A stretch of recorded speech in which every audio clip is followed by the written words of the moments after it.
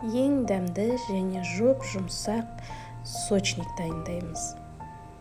Дайындалуы өте тез және оңай. Ол үшін бөлме температурадағы сары майға бір жұмыртқаны саламыз. Сосын 3 ас қасық қантты саламыз. Бұлардың бәрін жақсылап тұрып, өстіп араластырып аламыз.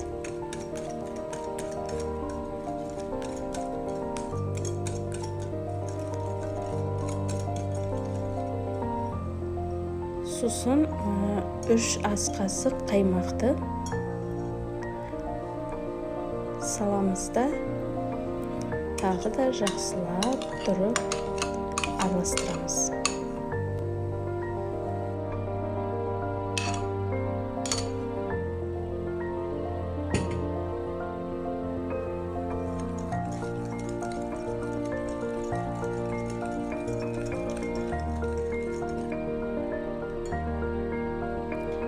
грамм ұнға 1 чай қасық разрыхлитель саламыз.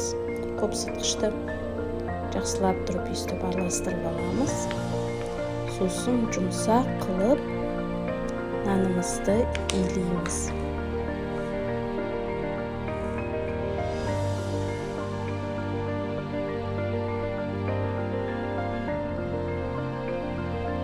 Нанымыз осындай жұмсақ болып шығады. Осы нанымызды салфанға салып, тоңазытқышқа 1 сағатқа салып қоямыз. Сол аралықта біз салмасын дайындаймыз. Жұмыртқаның бір сарысын аламыз.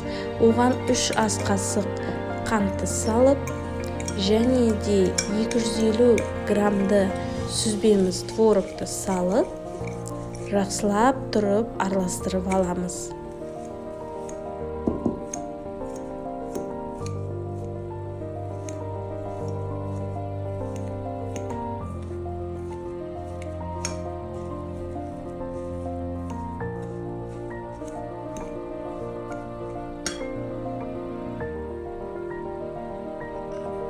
Сосын 3 ас қасық қаймағымызды, қаймақ 15%, соны салып, жақсылап тұрып араластырамыз.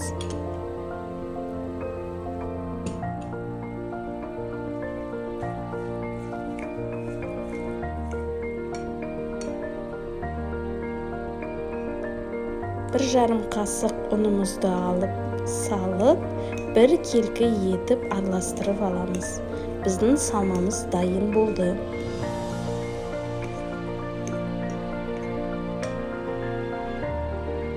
Жаңағы қамырымыздан осындай дөңгелек қылып, бірдей қылып бөліп дайындап аламыз. Сосын мен көрсеткендей осылай жайып, ортасына салмамызды салып,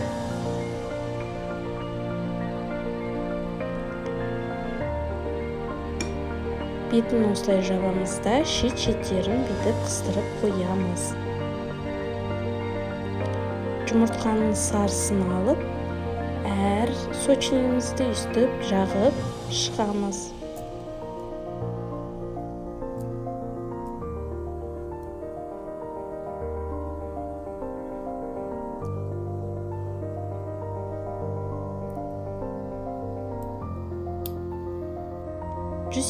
градуста 20-25 минутқа осы сочниктарымызды пісіріп аламыз. Чайға өте дәмді және жұмсақ, жеңіл, оңай дайындалатын сочник. Ас болсын!